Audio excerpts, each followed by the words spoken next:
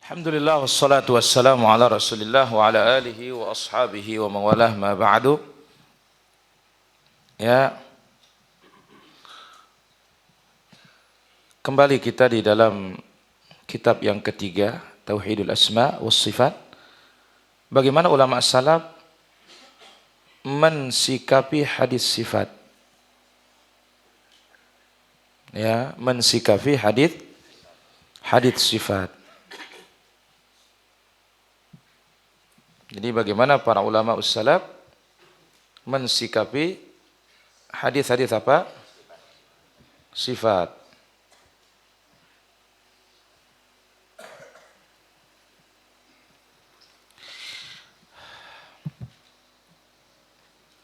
An Hammad bin Salamah. Kita ambil contoh Hammad bin Salamah. Bagaimana para ulama salaf ini menyampaikan hadis sifat di tengah orang-orang banyak tanpa ada rasa canggung, tanpa ada rasa bersalah. Dari Thabit al-Bunani, dari Anas bin Malik radhiyallahu anhu, Nabi sallallahu alaihi wasallam membaca firman Allah, "Falamma tajalla rabbuhu lil jabal." Ketika Allah Subhanahu wa taala ingin menampakkan dirinya di gunung, qala, Nabi menyebut kajalla minhu mithli hadza. Menampakkan dirinya di gunung itu seperti ini, kata Nabi. Wada'al ibham qariban min tarafil khinsir. Ibham, ibu jari. Khinsir apa itu? Jadi mana? Jadi kelingking. Khinsir bin sir. Jadi apa? Jadi manis ta'am. Wa qala fasakhal jabal. Lalu dikatakan sakhal jabal, gunung itu terbenam. Gunung itu apa? Terbenam. Subhanallah.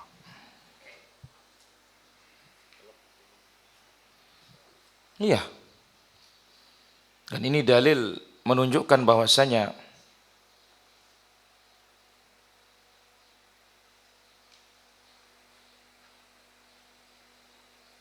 Allah Azza wa Jalla di dunia tidak mampu dilihat oleh manusia. Sekalipun manusia yang paling kuat saat itu siapa, Nabimu? Musa, bagaimana kuatnya? Jadi tajalla minhu mithla hadza, Allah menampakkan dirinya seperti ini. Wadhal ibham, ingat ibham ini apa? Ibham sababah, wusta, binsir, khinsir. Ini khinsir terakhir nih. Kelingking. Ibham sababah, wusta, binsir. Jadi apa? Manis, khinsir. Kelingking. Seperti ini. Nabi letakkan seperti ini. Ya. Fasakhal jabal, gunungnya terbenam. Al-Haytham menambahkan, Hammad berkata kepada Thabit al-Bunani, "Hai Thabit, jangan engkau sampaikan hadis ini." Falaka ma fi sadrihi. Langsung Thabit menonjok dadanya Hammad. Dihantam. Ya. Wa qala qalan syadidan, wa qala qalan syadida, dibentak dengan keras Hammad oleh Thabit. Thabit gurunya enggak berani berjamaah. Qala yani Thabit, Anas yuhadditsuni bihi an Rasulullah sallallahu alaihi wasallam. Anas yang menyampaikan kepadaku hadis ini dari Nabi. Kamu mengatakan jangan sampaikan. Atau satu riwayat mengatakan Anas menyampaikan dariku hadis, ya, Anas menyampaikan dari Nabi hadis ini kepadaku. Lantas engkau mengatakan saya menyembunyikannya? Ya enggak boleh. Sampaikan hadis ini asal itu riwayatnya sahih. Baik. Kemudian berikutnya Ibrahim al-Harbi, ya. Abdul Mubarak di sana? Ini banyak kurangnya cetakan ini. Qala Ibrahim al-Harbi yauman, Ibrahim al-Harbi berkata, ini min ashabil Imam Ahmad para jamaah. Wa dzakara hadits Laits, disebutkan hadisnya Laits Ibn Sa'd al-Masri. An Mujahid dari Mujahid bin Jabir al-Makki tentang bagaimana Nabi didudukkan oleh Allah di atas aras. Makna dari wa ba'ath asa ayyab'atsaka rabbuka maqamam mahmuda. Jadi Allah akan mendudukkan Nabi di atas arasnya.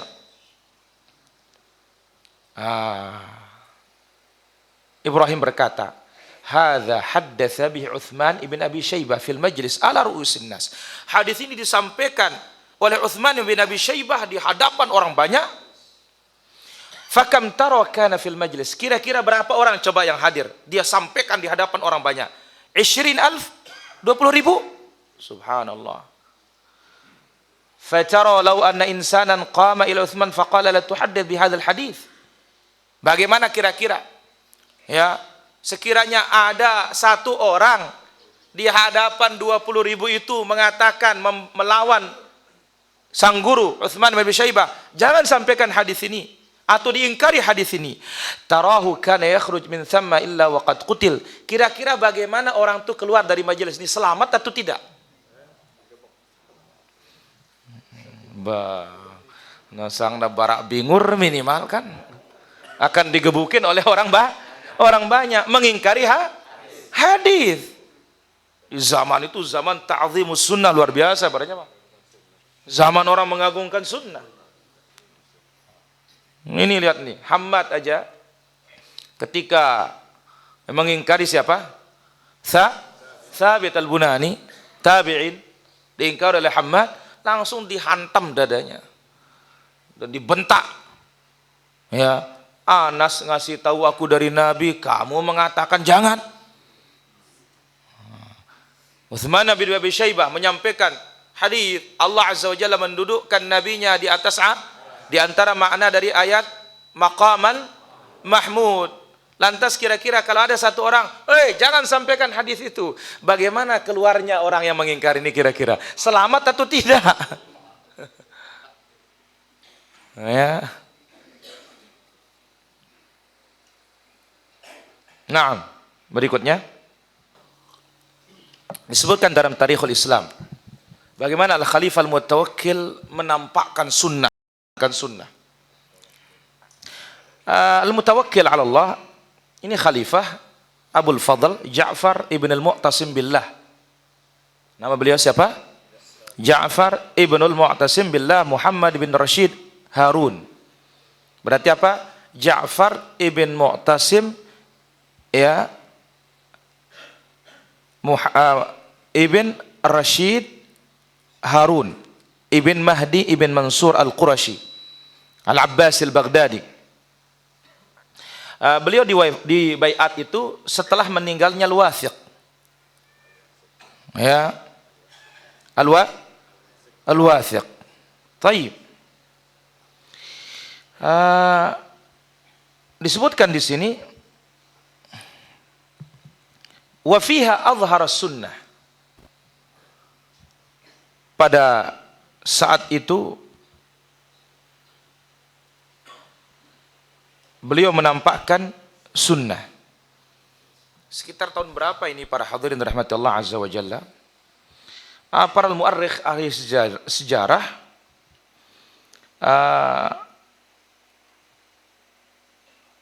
bahwasanya beliau itu dibaiat tahun 32 Hijriah. Tahun 32 Hijriah. Tahun 32 Hijriah. Khalifah bin Khayyat mengatakan tentang beliau ini, istakhlafal mutawakkil diangkat jadi khalifah, fa azhara sunnah. Dia nampakkan apa? Sunnah. Wa takallama biha fi majalisihi. Sunnah disampaikan di majelisnya. Wa kataba ila al-afaq bi raf'il mihnah. Dia tulis ke seluruh penjuru, hilangkan pertanyaan-pertanyaan yang mengatakan Quran makhluk. Hilangkan surah itu. Wa basata sunnah wa nasara ahlaha. Sunnah dibela dan ahlu sunnah dibela.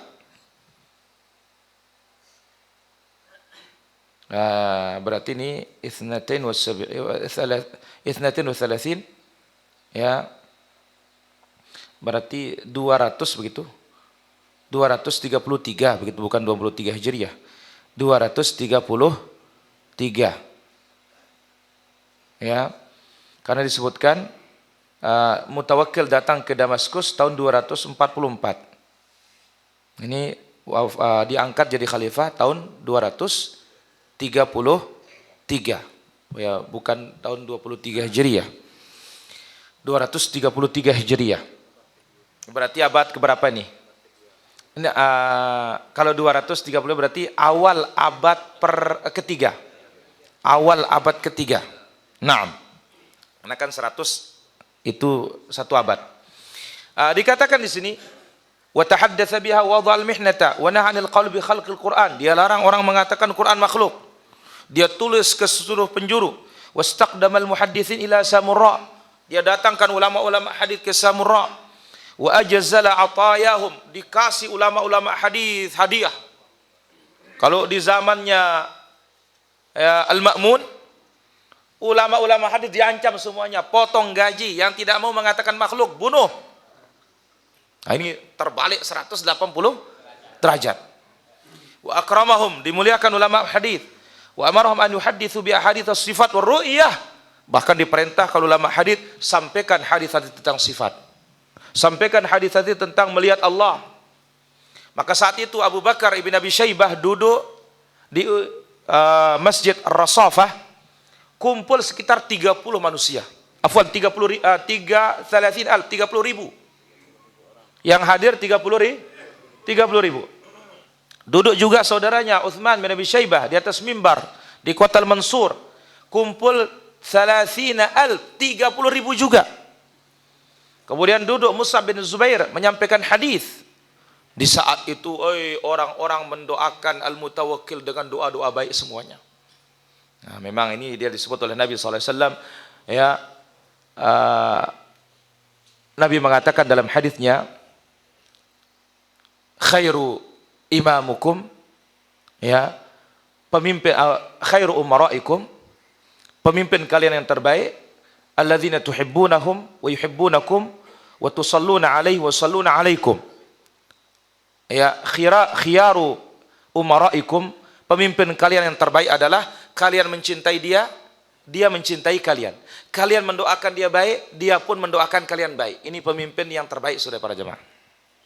Adapun pemimpin yang paling buruk adalah wasyiraru a'immatikum, pemimpin kalian yang terburuk, dia membenci kalian, kalian benci dia. Kalian mendoakan dia celaka, dia pun mendoakan kalian celaka. Nah, ini pemimpin terburuk. Nah, ini Al-Mutawakkil, ini semua orang mendoakan dia baik. Wa balaghu fi tsana alaihi, bahkan orang kelonjotan memujinya, kelebihan memujinya, mengagungkannya. Wa nasau dzunubahu, sampai dia lupakan dosa-dosanya Al-Mutawakkil. Sampai ada yang mengatakan al-khulafa tsalasah, khalifah itu ada 3 saja katanya. Abu Bakar di saat orang murtad, Umar bin Abdul Aziz di saat terjadi kezaliman, kemudian Al-Mutawakkil dalam menghidupkan sunnah dan mematikan akidah Jahmiyah, pengingkar dan penolak sifat. Subhanallah. Saya kira demikian para jamaah, nanti lagi kita lanjutkan. Wallahu ta'ala ala wa alam, walhamdulillahi rabbil alamin. Jadilah dia para ulama salaf, mereka sampaikan hadis-hadis sifat tanpa ada rasa canggung, tanpa ada rasa khawatir. Wallahu ta'ala ala wa alam.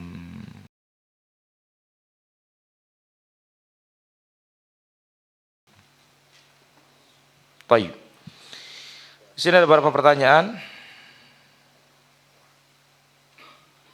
Pada tahiyat kapan jari telunjuk diluruskan? Ya, sejak awal.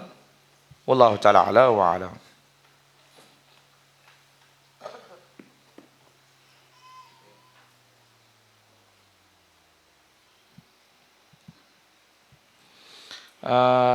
Ada teman pinjam emas, lalu emas dia gadaikan untuk usaha. Padahal gadai ada bunganya. Bagaimana hukumnya? Ya, kalau dia tidak tahu yang meminjamkan tidak ada masalah. Tapi kalau dia tahu ya ikut, dia andil dosa. Wallahu ta'ala ala wa alam. Ayat apa dianjurkan tiap malam? Ya, Suratul Mulk, As-Sajdah. Kemudian Al-Hadid, Al-Hasyr, kemudian As-Saff, kemudian Al-Jumu'ah, kemudian At-Taghabun, kemudian Al-A'la. Wallahu ta'ala ala wa alam. Ya, halo. Waalaikumsalam. Maaf Bapak, menjauh dari televisinya, atau matikan dulu. Kita pakai telepon.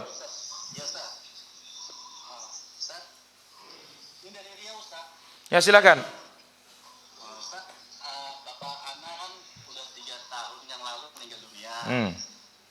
Tapi sampai saat ini ada nih meninggalkan beberapa tanah.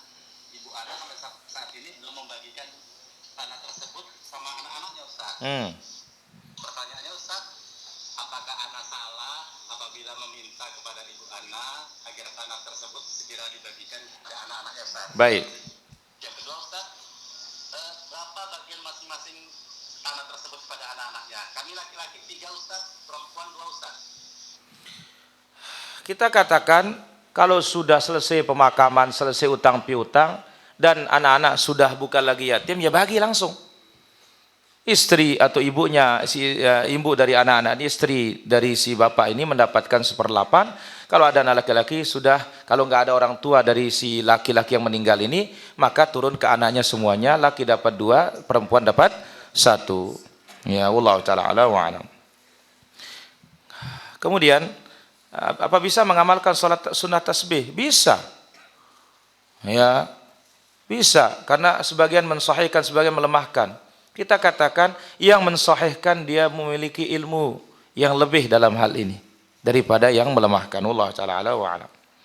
Jika pengadilan menghukumi talak yang diakui hanya di pengadilan dan dianggap talak 1, sedangkan yang sebenarnya sudah jatuh talak 3, talak 2. Setelah berjalan waktu suami dan istri tahu bahwa talak 3 tidak bisa rujuk, apakah langsung pisah? Ya harus langsung pisah lah. Ya, wallahu ta'ala ala wa alam. Lanjut Abu. Lanjut. Nah, masalah doa nih. La ilallah. Tabaca subhanallah wa bihamdi. Zikir nih jae. Zikir Abu. Nah, tabaca subhanallah wa bihamdi. Dari dosa anda terhapus sekian itu, Ustaz. Atau beli kepahalaan. Ngaji apa terbin? Bayawan nu jawabanna.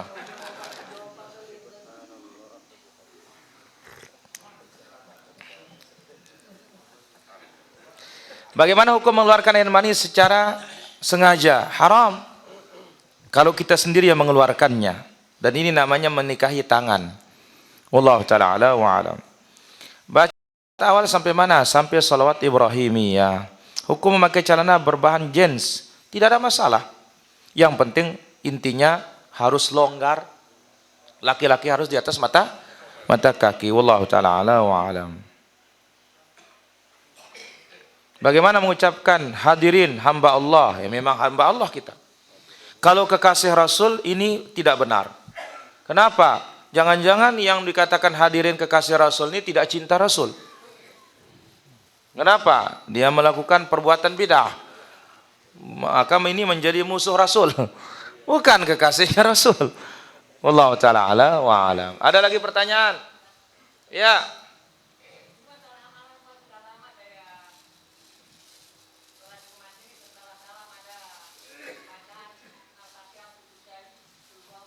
Ini semuanya bid'ah. Ya, jadi selesai sholat Jumat dengan sholat zuhur nggak ada bedanya zikirnya. Tidak ada bedanya. Maka lebih dari cara Nabi, inilah namanya mengada-ada bid'ah dalam agama. Jadi bid'ah itu urusan agama. Tapi ada orang yang tidak tahu agama, semuanya dikatakan bid'ah. Ya, mikrofon bid'ah. Ya, HP bid'ah. Ini namanya orang emosi namanya nih. Dan orang jahil. Ya, Allah ta'ala ala wa alam. Baik, Mami Kasmi. Nah, jadi senina ana Mami Kas mati para jamaah. Rahimahallah rahmatan wasi'ah. Memuane pe. Mamikas itu mendapatkan 1/4. Jadi harta yang istrinya itu semua itu bagi 4 dulu. Nah, ada orang tua istrinya masih hidup? Mati? Selapu mati wah. Nah, berarti Mamikas dapat 1/4 bagi 4 dulu. Ambil 1 bagian. Nah, sisanya dibagi oleh anak Mamikas sudah. Bagi sudah langsung kalau sudah tidak ada utang apa semuanya. Jadi Mamikas dapat hanya 1/4. Sisanya anak-anaknya sudah. Ya. Nah, andai kata Mamikas nikah, ya sudah nanti istrinya hanya bagi yang 1/8 itu. Yang punya Mamikas dari istri. Ya. Kemudian juga anaknya nanti dapat lagi karena apa? Gabung dengan hartanya Mamikas. Jelas Ami? Mulai senyum-senyum Mami indra tadah ini. Apabila seorang istri sudah talak 2 dan salah satu lagi mau melahirkan, jadi apa harus dilakukan ketika calon mantan suami mau mendampingi ketika melahirkan? Apakah setelah melahirkan otomatis habis masa iddahnya? Ya habis. Otomatis habis. Wallahu ta'ala a'la wa alam.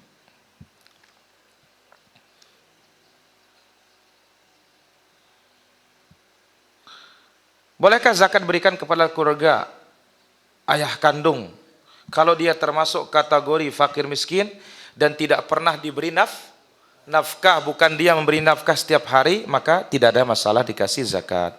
Wallahu ta'ala ala wa alam. Ada lagi? Ya, Jalpi? Kalau kita memulai dakwah ini Ustaz di tempat tertentu, tadi di dalam hadis itu disebutkan kita mulai dengan tauhid. Tapi di tempat tersebut kalau kita mulai dengan tauhid, orang-orang awam itu pada takut. Dikirain dakwah salaf ini hanya taunya syirik bidah. Akhirnya kita bergeser memulainya dengan kiamat misalnya untuk melunakkan hati. Apakah ini termasuk menyalahi dakwah? Kita katakan bahwasanya di saat kita memulai dakwah dengan tauhid, kan kita mulai dengan rukun Islam. Maka keilmuan kita dipertanyakan sekarang. Ya. Mulai dengan apa? Syahadah. Kita belajar rukun Islam. Nah, ini dia. Ya. Tapi kalau tidak, mulai dengan dulu. Mulai dari jadikan mereka cinta ilmu dulu. Jadikan mereka apa? Mencintai ilmu. Tapi dakwah tauhid itu tetap prioritas. Ya. Jadi jangan sampai kita ini dihantui. Itu namanya dihantui. Belum terjadi apa-apa sudah takut dulu. Nah, ini dihantui namanya nih. Ya, coba dulu. Ya. Kan enggak mesti langsung mulai langsung syirik, bid'ah. Ya, kalau ini tukang ngorayang bukan dai, namanya daki. Kenapa? Enggak punya hikmah. Tidak bisa meletakkan sesuatu pada tempatnya. Masa pertemuan pertama langsung syirik bid'ah. Lihat itu Nabi SAW. Ajarkan mereka tauhid. Kan pembahasan tauhid bukan sekali 2 kali. Ya. Jadi kita tidak lebih pintar dari Nabi. Ya. Dan jangan itu dihantui namanya itu. Belum dicoba. Oh nanti. Ya, nanti itu urusan siapa? Urusan Allah, bukan urusan kita kok. Ya. Maka di sini apa penting? Ilmu lah. Allah taala ala wa alam. Bersalaman dengan ibu mertua, kita cium tangannya atau tidak? Cium tangan tidak ada masalah, boleh. Ya, ibu mertua kan mahram. Ya, wallahu taala ala wa alam. Ada lagi? Lanjut Abu. Lanjut. Nah, masalah istri entah mati nih Ustaz. Benar penurut-nurut tang Mamikas, masih hidup seni nape? Ya, misalnya. Misalnya sangke. Kalau dia mati istri niki dia ikut dalung kurang. Kumbempe. Betapun ya balik wah semamanan itu. Pengkurang baliangkan. Benar yang ngutung-nguting Astagfirullah. yang kepeng ketuk semuanya direkam. La ilaha illallah. Ampun Apakah hukumnya bagaimana itu? La ilaha illallah. Oh, Abu. Ini katanya ada suami, istrinya meninggal, dia nggak menguburkan. Ini namanya tidak cinta istri namanya nih. Ini masih sibuk cari apa? Ngitung amplop di rumah. Dia sibuk ngitung beras. Ya. Beras apa bela sungkawanya orang. La ilaha illallah, ini hubbul mal namanya ini. Cinta harta. Ini ya, inilah suami yang tidak baik ini. Ya. Belum aja istrinya ditanam dia sudah macam-macam ini. Ya, wallahu taala wa alam. Menyikapi saudara yang berbuat zalim dengan aliran air dari kamar mandi yang bocor melewati di tanah jemuran kain kami, membuat becek, sudah berkali-kali masih dikasih tahu tapi tidak juga diperbaiki. Bagaimana? Ya kita yang perbaiki dia, jangan tunggu dia. Inilah baik berkeluarga, baik juga bertetangga. Ya sudah kita perbaiki.